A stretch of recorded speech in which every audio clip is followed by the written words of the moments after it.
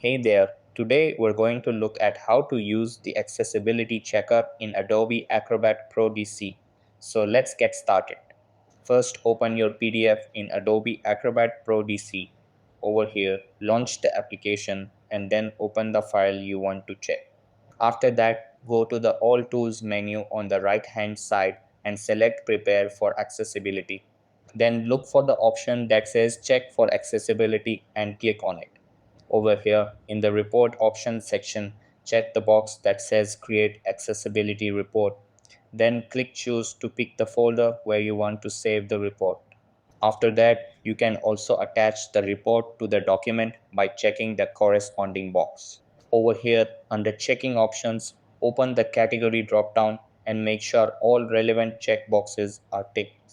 After that, click on Start Checking. Finally, observe the right panel where the detailed report will appear showing any issues found. And that wraps it up. Appreciate you watching.